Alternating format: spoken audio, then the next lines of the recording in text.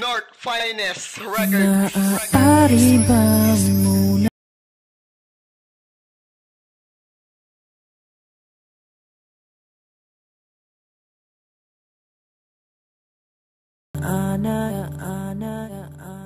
sa pag-ibig, hindi na talaga maiiwasan ng mga pagtatalot, ngunit maaring pag-usapan pa ang lahat ng kung ano mang pagkakamali. Kaya tangi kong pakiusap, huwag mong ipagsantabi kung ano man ang nagawa ko sa iyong paglabag. At sana'y pakinggan mo lahat ng aking paliwanag, dahil di ko ginusto na ikaw ay suwayin. Kaya't huwag ka nang magalit at huwag mo nang gawin kung ano man ang binabalak mo nga na paglisan. Iiwanan mo ako na di man lang na pag-usapan ang lahat ng mga bagay.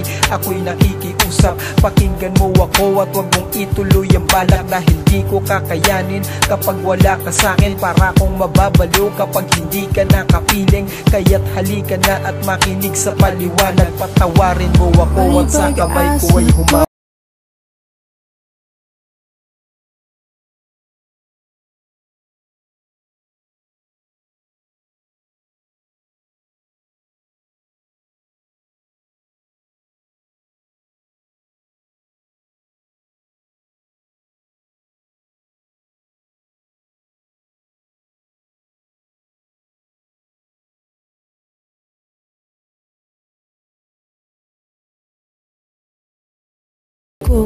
Lumipas ang mga araw, di ka nagpaparamdam. Ano na ba ang kalagayan mo? Hindi ko na alam. Tila unti-unti ka nang sa akin ay umiwas. Hanggang ilang buwan na din ang nagdaan at lumipas. Wala na akong balita at kung nasaan ka na. Nagtatanong sa aking isip kung babalik pa ba. Tila tuluyan mo na ngang ako'y kinalimutan sa bagay na hindi man lang natin napag-usapan. Ako ay natatakot at binabagabag, hindi mo sinasagot lahat ng aking mga tawag. Tila ba wala ka nang balak ako'y kausapin, at ang alitan natin ay ayaw mo nang ayusin. Tuluyan ka na ngang nanlamig sa ating relasyon, at ang galit sa iyong damdamin ang siyang nagpabaon sa pagmamahal mong pinakita nung umpisa. Ngayon tila ba nga sa akin ika'y nagbago na.